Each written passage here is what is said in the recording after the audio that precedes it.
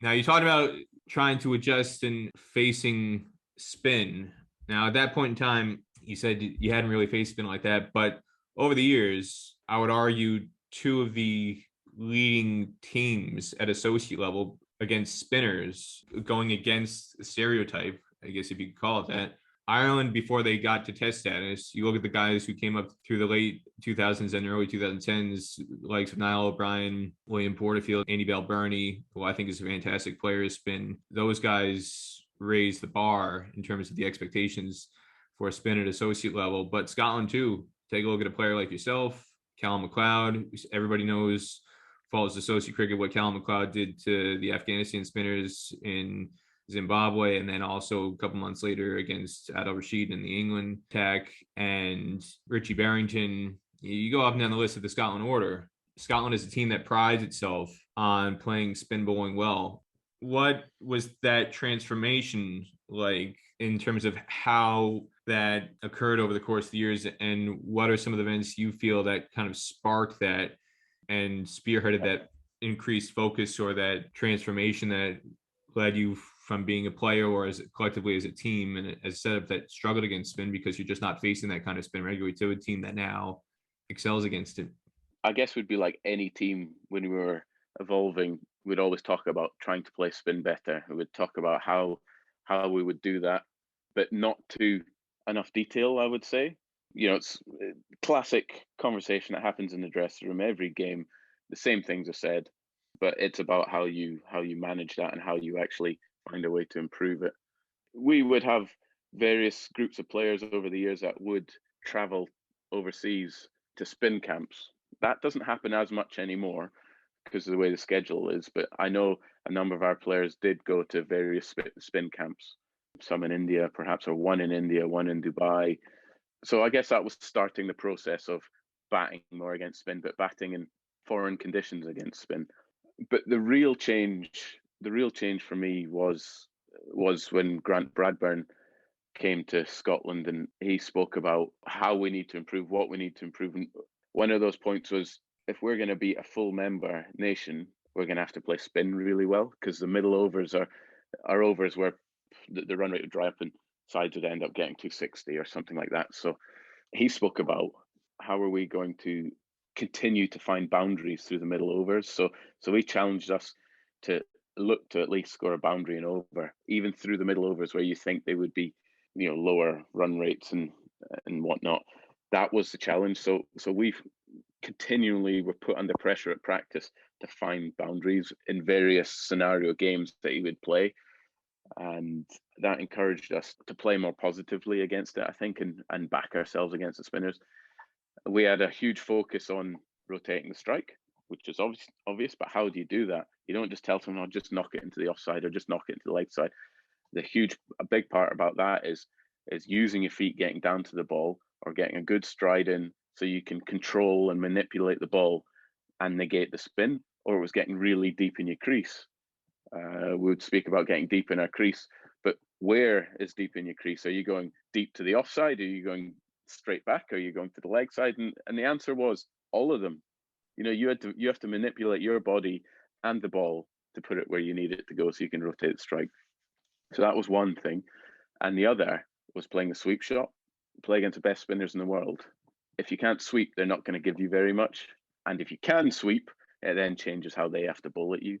So you can look through our batting lineup, and I'm happy in saying this, and I'm confident in saying this, but I think we've got some of the best sweepers of the ball in the world, I reckon. One of them being Callum McLeod, one of them being George Munsey. And, you've also got Richie Barrington, who is an amazing player of spin, certainly one of our best players of spin. And he's got the ability to sweep as well, but he'll use his power in other ways sometimes. So finding ways to rotate the strike, but how would you do that? Finding ways to be brave enough to keep scoring and how would you find boundaries? There were two key areas that we discussed that would change the way we play against spin. I have to ask you a little bit more about that because this didn't really click for me as somebody who watches or somebody who observes. I didn't really understand the kind of science or the approach behind a sweep shot until probably about 8, 10 years ago. I was watching Andy Pick run a camp in New Jersey. He came down from Toronto when he was the ICC America's head at the time. And it really changed my own philosophy in terms of how to approach a net session in terms of focused training. And what he did was he spent, I think, 2 or 3 hours. All he did was sit halfway down the net on a bucket or bending on one knee, and he just underhanded balls every 5 seconds, every 10 seconds, nothing but sweeps for 3 hours. And then the next session, it was nothing but underhand the ball and guys practicing dancing down the wicket to try and hit and judging the length and figuring out, is this a ball I can come down the wicket to, or is this a ball I should stay in the crease to, and that kind of stuff. And it showed when some of these guys who were junior players in America, in the past, the American players, you never saw them sweep. I can't tell you how many matches I saw where it just stood out this stark contrast where USA players struggled against spin, associate players in general struggled against spin, quality spin, but it was how they were struggling, what they were and were not doing. They wouldn't sweep, they wouldn't use their feet. And Andy Pick, former Knots bowler, who's back at Knots now, he spent a significant amount of time in Toronto and in the Americas and coached Canada and also spent a lot of time working with the US setup. And it was about reshaping the thinking about how to go about training. And I saw it and it started to click for me. And just as a club level cricketer myself, when I go to the nets now, as a left-handed batter in particular, facing net bowlers to me is a complete waste of time because nobody knows how to bowl to a left-hander. They're spraying everything down the leg side. So I'm lucky if I get to hit one ball every 2 or 3 minutes because everything is behind my legs. I can't play anything. It's pointless. Whereas I'll just wait to the end of the session. Everybody can run in bowl, face net bowlers, whatever, have a good time, whatever. I'll just wait to the end and have somebody come to me and I'll say, can you just give me 15 to 20 minutes of just underhanded deliveries? All I want to do is just practice my sweep and I just want to practice judging the length if I want to come down and use my feet to these balls.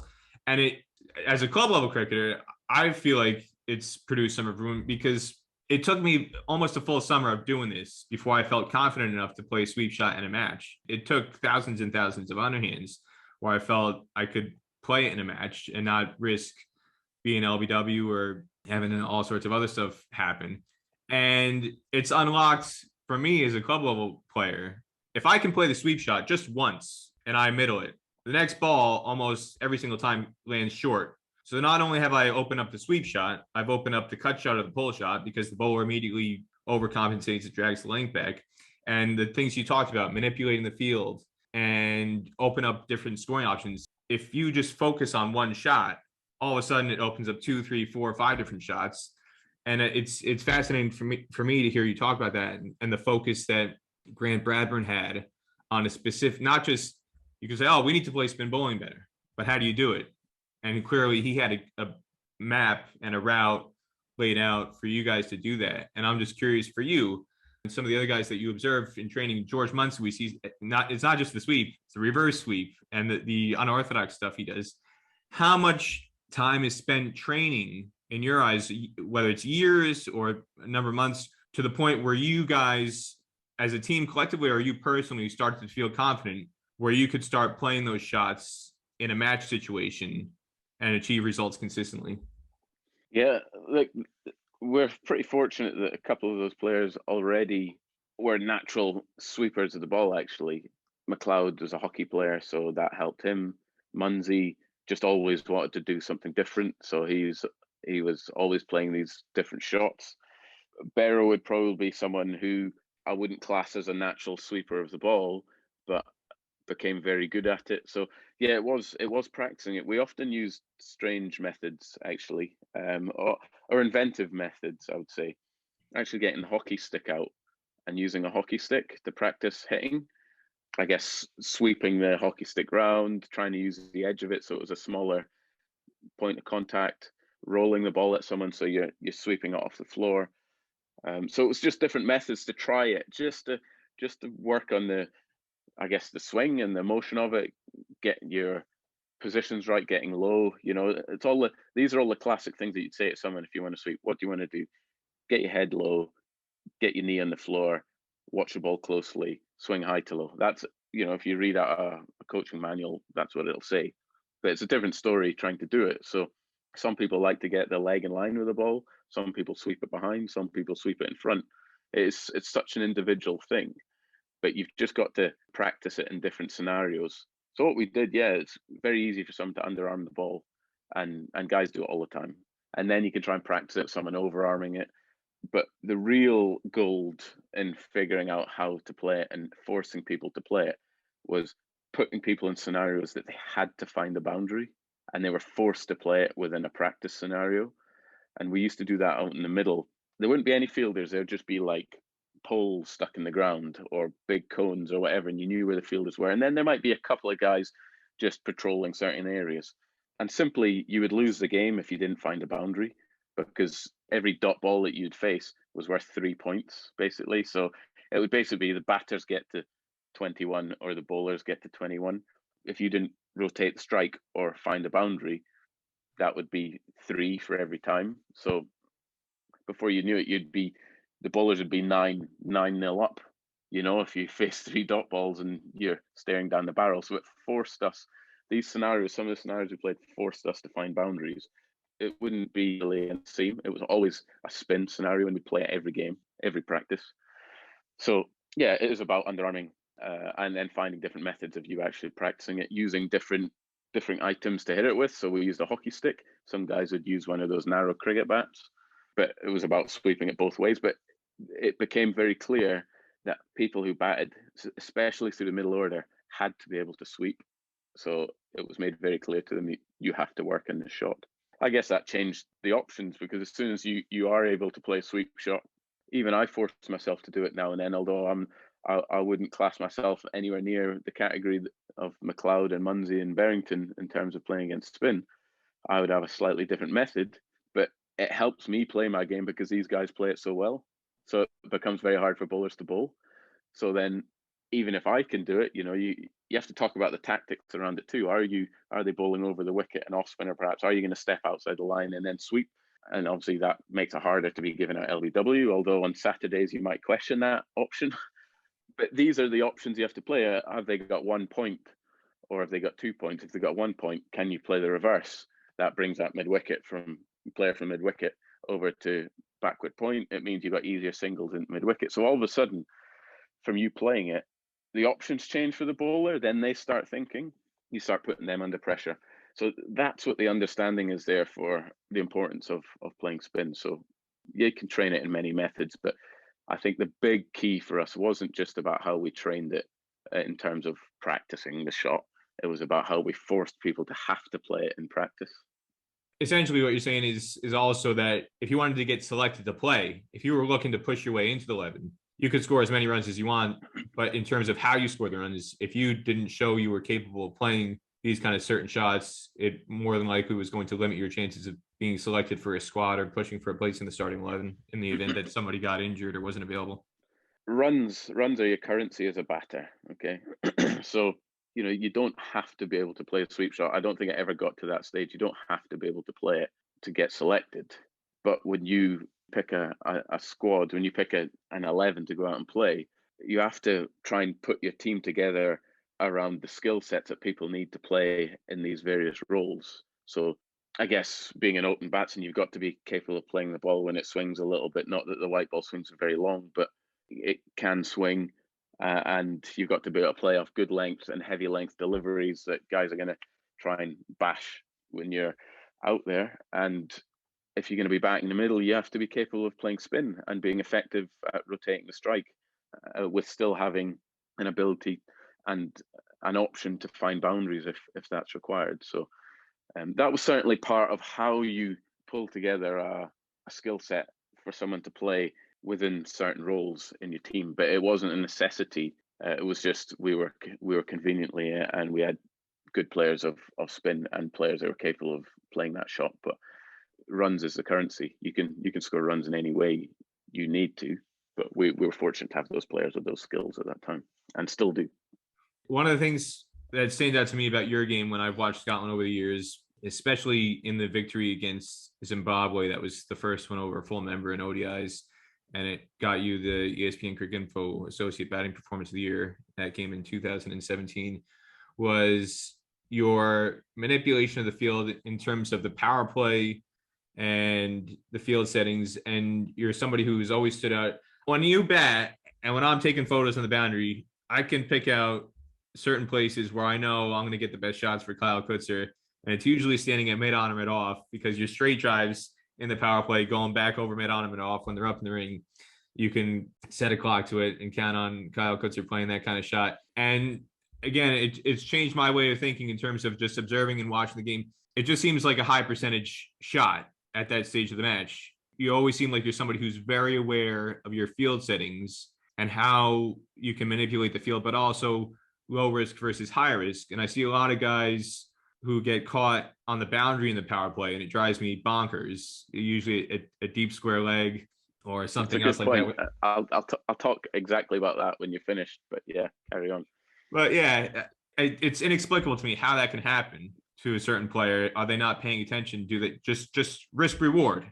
Why would you take on one of the two boundary riders in the power play when you've got so many other scoring options available? And what's always stood out to me about your game, people could say, "Oh, you're technically correct. You play through the V, blah blah blah blah blah." But to me, I look at it in terms of mid on and mid off or up. You drive in the air. It's a automatic boundary. It's a low risk shot at that stage of the match. You look at your strike rate, and people might say, "Oh, wow, Kyle Coetzer is somebody he's a big boundary striker. He's a big power hitter." I don't see that. Not to like be disrespectful in a sense, but I just see it as somebody who he's efficient. He sees where the field is, and this is the most efficient high percentage shot. And it might look like, oh, he's really powerful and he's playing boundary hitting cricket. No, he's playing high percentage cricket is what it looks like to me. So when you're playing in innings like that in a victory against Zimbabwe, or any other innings for that matter, what is your mental strategy approach that allows you to come up with a match-winning performance like that? Yeah, well, there's a couple of things you said in there. I'll try and remember them all. One, Grant said something that always stuck with me, and it's a simple rule that I just stick with, if I'm being honest. And the game's changing a bit, and I'll explain why. But the simple rule was, in the power play, just hit the ball where the fielders aren't. It's as simple as that. So if long on's back, you look to hit the ball, obviously over the inner ring, so that'll be in the offside. Yes, you can get caught out. I think the way the modern game is, some people just talk about clearing boundary riders, but I don't believe in that method. It's not something that I preach, certainly, in the method of clearing a fielder when you don't need to clear fielder when there's so many gaps. So the comment of hitting the ball where the fielders aren't, or hitting over the infielders, is a clear one that I stick with. I don't believe in clearing a boundary rider in the power play. I just think it's a high percentage shot when you don't need to have those high percentage shots. You can play a pretty low risk game and still find boundaries.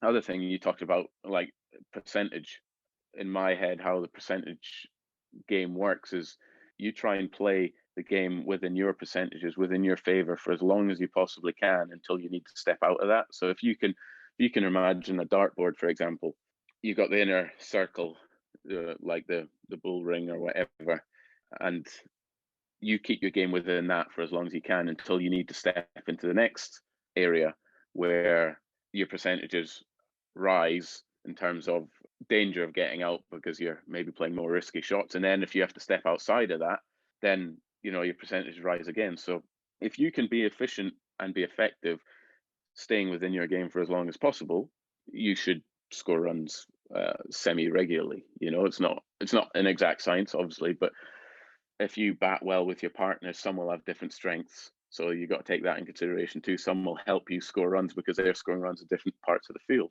So that's how I would try and describe the percentage. Keep it within your favor for as long as you possibly can until you need to step outside of that. And you might need to step outside of it for an over or a couple of balls and then step back inside. That's about controlling your game. So that's a couple of things that I would use. Now, the last one's gone for me, but the simple rule for me was, and it sort of clicked for me when Grant said, just hit it where the fielders aren't.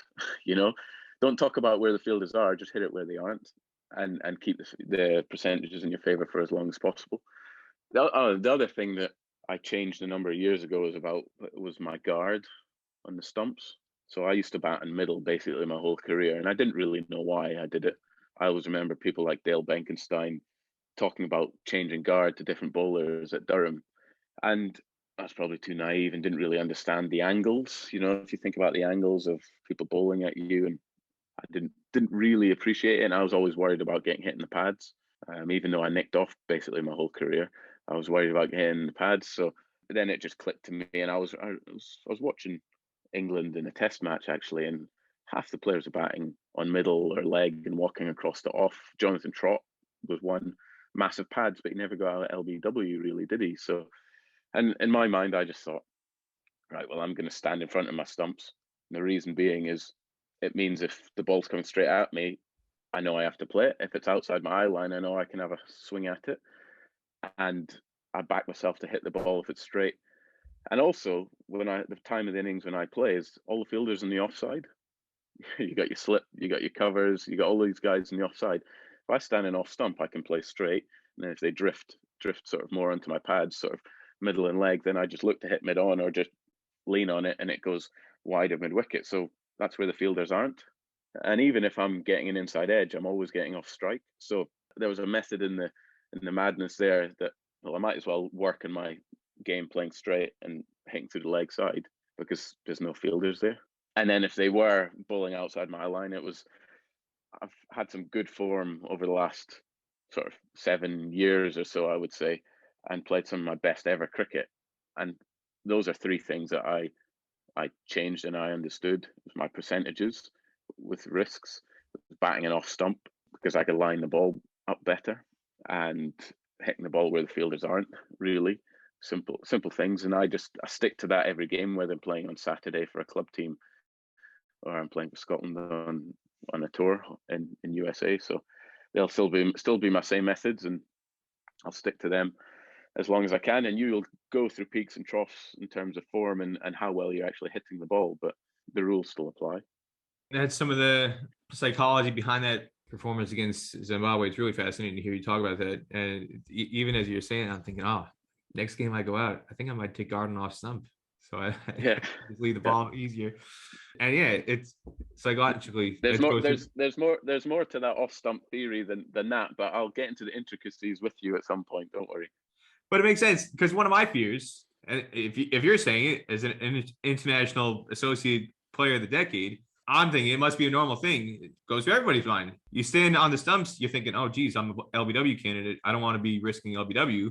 But what's the bowler thinking? Oh, if he's standing on the stumps, geez, he must be really strong in his legs. So I better not bowl straight. Otherwise, I'm going to get punished. So there's a cat and mouse game there. It's very fascinating to talk about it. Just to give you my technical theory behind it is if I'm standing on middle stump or leg stump, what's the first thing you need to do to try and cover your stumps? It's to try and get your head across. So what does that actually do? It actually means you're then getting your front leg across the stumps. You're trying to cover it. Is it easier to leave the ball when you have a leg stump guard, or is it easier to leave the ball when you have an off stump guard? Well, in my opinion, it's easier to leave the ball when you have an off stump guard because you know where it is. You don't have to get your head across to try and get in line with the ball to see where it is. So if you're standing an off stump, all you have to do is think about going towards the bowler. You don't have to think about covering your stumps because you're already covering them.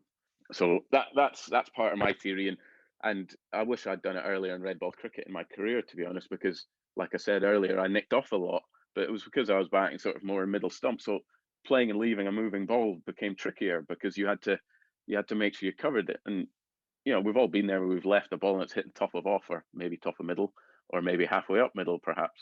But that's because you're trying to align yourself with the ball. So I just wish I'd done it earlier in my career. And then I score more runs on the leg side because there's less fielders there. So a few simple things in my head. It might not be for others, but that's how the game works for me.